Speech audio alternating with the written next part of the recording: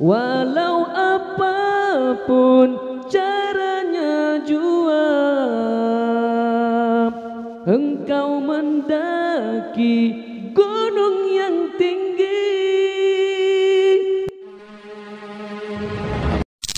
Abaz Zahra ya nabina fil hasyri yashfa'u fina, adalah mutiara di dalam hati manusia yang meyakini Allah Maha Esa, Maha Kuasa. Tanpamu iman bagaimanalah merasa diri hamba padanya. Tanpamu iman bagaimanalah menjadi hamba Allah yang bertakwa.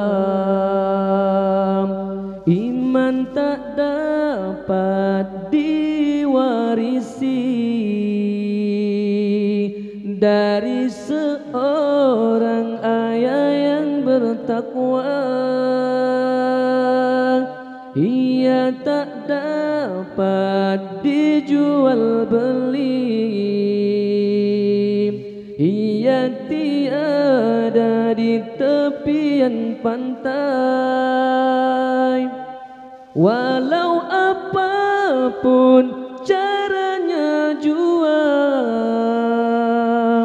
engkau mendaki gunung yang tinggi, engkau berentas lautan api, namun tak dapat jua dimiliki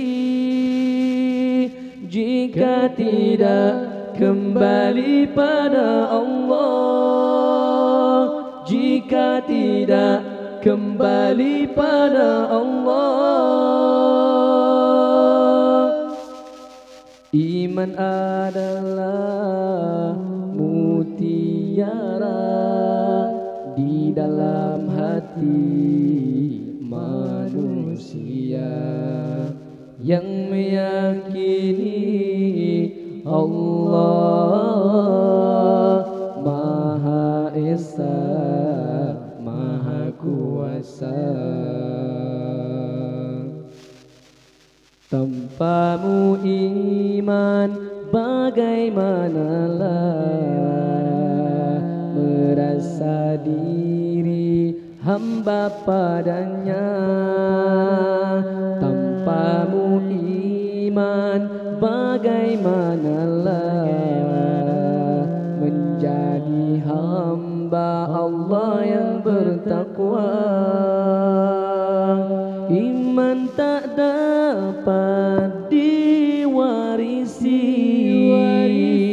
dari seorang ayah yang bertakwa.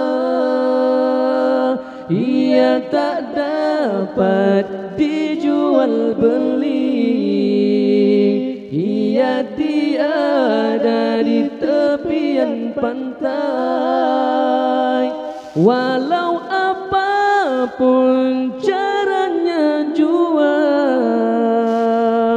engkau mendaki gunung yang tinggi, engkau berentas lautan api, namun tak dapat jua dimiliki jika tidak kembali pada Allah, jika tidak kembali pada Allah, jika tidak kembali pada Allah.